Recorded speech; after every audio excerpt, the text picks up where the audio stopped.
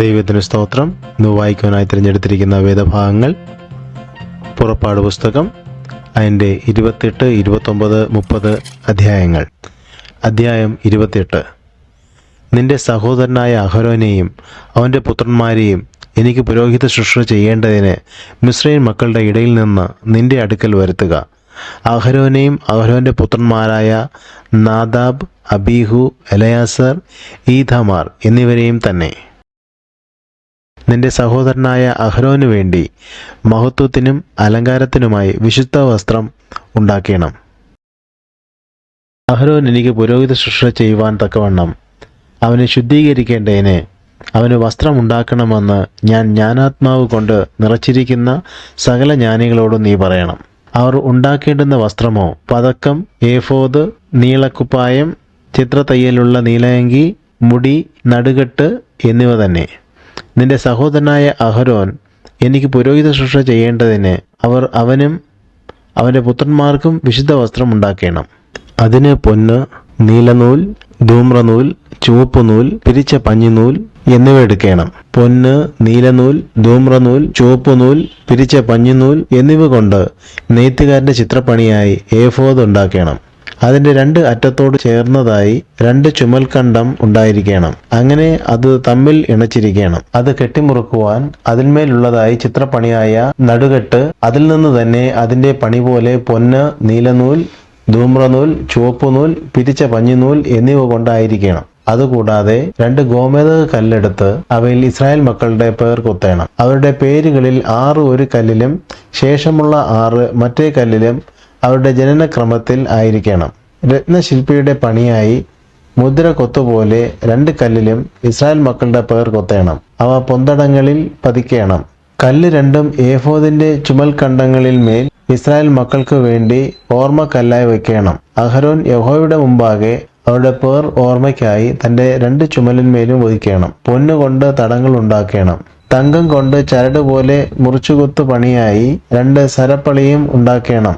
മുറിച്ചുകൊത്ത് പണിയായ സരപ്പളി തടങ്ങളിൽ ചേർക്കണം. ന്യായവിധി പതക്കം ചിത്രപ്പണിയായിട്ട് ഉണ്ടാക്കണം. അത് ഏഫോദിന്റെ പണിക്കൊത്തതായി പൊന്ന്, നീലനൂൽ, ധൂമ്രനൂൽ, ചുവപ്പുനൂൽ, പിരിച്ച പഞ്ഞിനൂൽ എന്നിവ കൊണ്ട് ഉണ്ടാക്കണം. അത് സമചതുരവും ഇരട്ടയും 1 ചാൺ നീളമുള്ളതും 1 ചാൺ വീതിയുള്ളതും ആയിരിക്കണം. അതിൽ കൽപ്പത്തിയായി 4 നിര കല്ല് പതിക്കണം. താമ്രമണി, പീതരത്നം, മരതകം എന്നിവ 1-ാമത്തെ നിര. 2-ാമത്തെ നിര മാണിക്യം, നീലക്കല്ല്, വജ്രം. 3-ാമത്തെ നിര പത്മരാഗം, വൈഡൂര്യം, സുഗന്ധിക്കല്ല്. 4-ാമത്തെ നിര പുഷ്പരാഗം, ഗോമേദകം, സൂര്യകാന്തം. അവ അതത് തടത്തിൽ പൊന്നിൽ പതിച്ചിരിക്കണം. ഈ കല്ല് ഇസ്രായേൽ മക്കളുടെ പേരോടുകൂടെ അവരുടെ പേർ പോലെ 12 ആയിരിക്കണം. 12 ഗോത്രങ്ങളിൽ ഓരോന്നിന്റെ പേർ അവയിൽ മുദ്ര കൊത്തായി കൊത്തിയിരിക്കണം. പതക്കത്തിന് ചരട് പോലെ മുറിച്ചുകൊത്ത് പണിയായി തങ്കം കൊണ്ട് സരപ്പളി ഉണ്ടാക്കണം. പതക്കത്തിന് പൊന്നുകൊണ്ട് 2 വട്ടക്കണ്ണി ഉണ്ടാക്കി പതക്കത്തിന്റെ 2 അറ്റത്തും വട്ടക്കണ്ണി വെക്കണം. പൊന്നുകൊണ്ട് മുറിച്ചുകൊത്ത് പണിയായി സരപ്പളി 2ഉം പതക്കത്തിന്റെ അറ്റങ്ങളിലുള്ള വട്ടക്കണ്ണി 2ലും കൊളുത്തേണം. മുറിച്ചുകുത്തു പണിയായി 2 സരപ്പളിയുടെ മറ്റേ അറ്റം 2ഉം 2 തടത്തിൽ കൊളുത്തി ഏഫോദിന്റെ ചുമൽക്കണ്ടങ്ങളിൽ അതിന്റെ മുൻഭാഗത്ത് വയ്ക്കണം. പൊന്നുകൊണ്ട് 2 വട്ടക്കണ്ണി ഉണ്ടാക്കി പതക്കത്തിന്റെ മറ്റേ 2 അറ്റത്തും ഏഫോദിന്റെ കീഴറ്റത്തിന് നേരെ അതിന്റെ വിളിമ്പിൽ അകത്തായി വെക്കണം. പൊന്നുകൊണ്ട് വേറെ 2 വട്ടക്കണ്ണി ഉണ്ടാക്കി ഏഫോദിന്റെ മുൻഭാഗത്ത് അതിന്റെ 2 ചുമൽക്കണ്ടത്തിന്മേൽ താഴെ അതിന്റെ ഇണപ്പിനരികെ ഏഫോദിന്റെ നടുകെട്ടിന് മേലായി വെക്കണം. പതക്കം ഏഫോദിന്റെ നടുകെട്ടിന് മേലായിരിക്കേണ്ടതിനും ഏഫോദിൽ ആടാതിരിക്കേണ്ടതിനും അതിന്റെ വട്ടക്കണ്ണികളാൽ ഏഫോദിന്റെ വട്ടക്കണ്ണികളോട് നീല നാട കൊണ്ട് കെട്ടണം.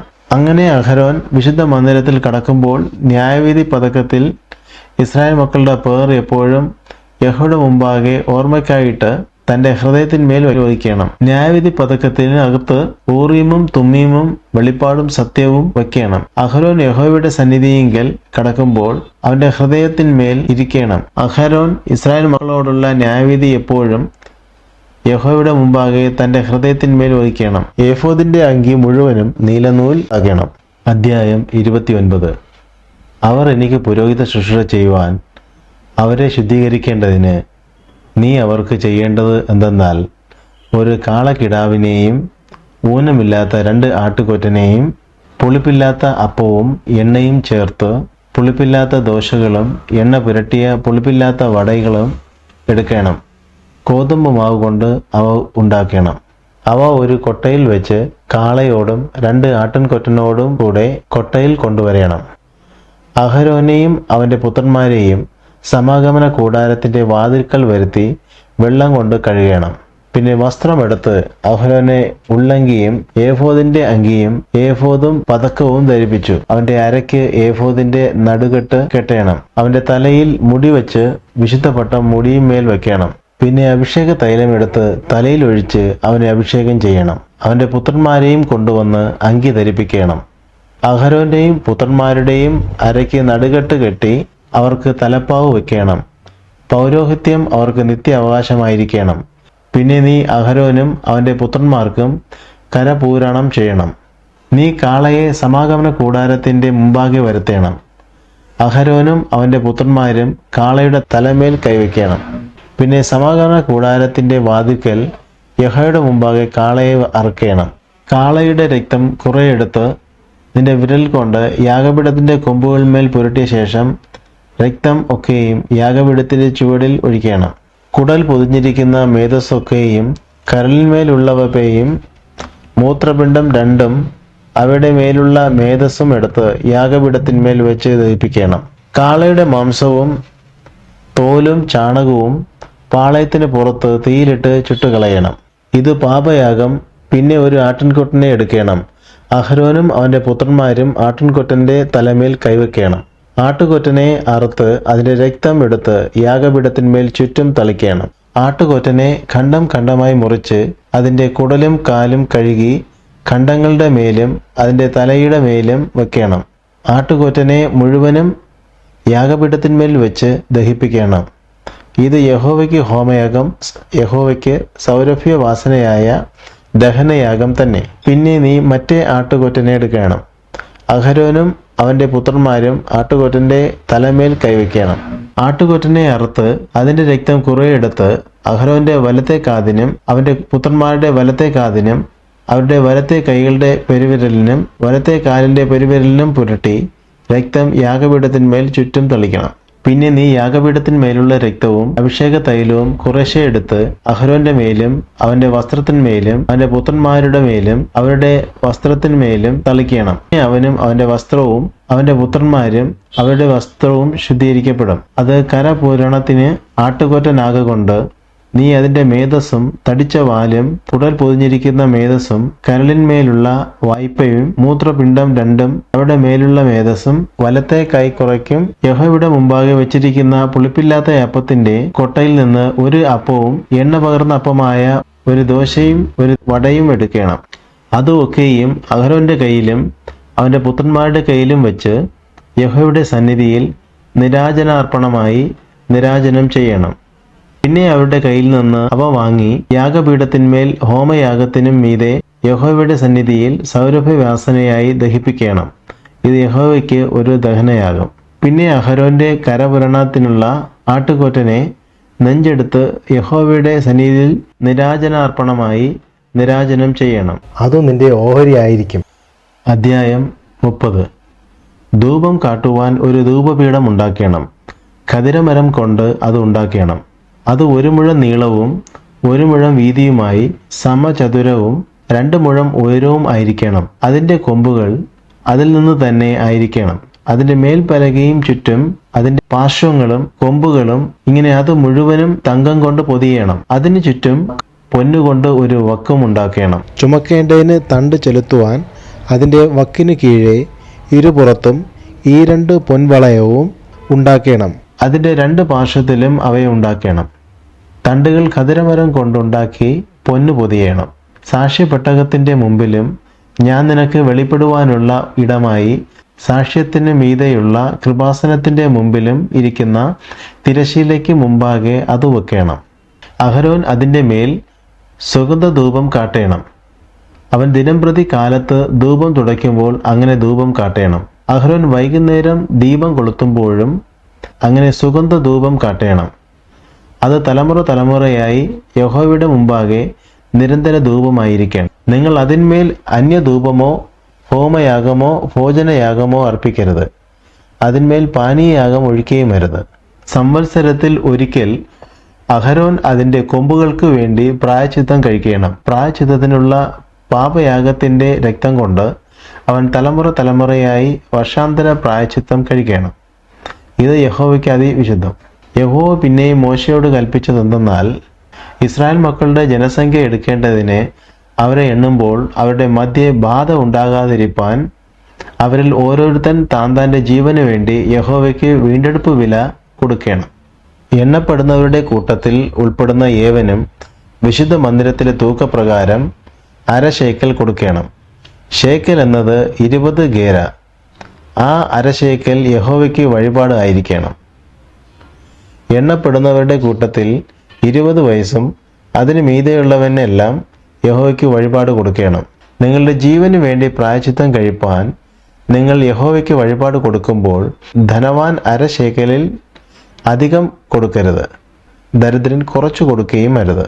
ഈ പ്രായശ്ചിത്ത ദ്രവ്യം നീ ഇസ്രായേൽ മക്കളോട് വാങ്ങി സമാഗമന കൂടാരത്തിൻ്റെ ശുശ്രൂഷയ്ക്കായി കൊടുക്കണം. നിങ്ങളുടെ ജീവന് വേണ്ടി പ്രായശ്ചിത്തം കഴിക്കേണ്ടതിന് അത് യഹോവയുടെ മുമ്പാകെ ഇസ്രായേൽ മക്കൾക്ക് വേണ്ടി ഒരു ജ്ഞാപകമായിരിക്കണം.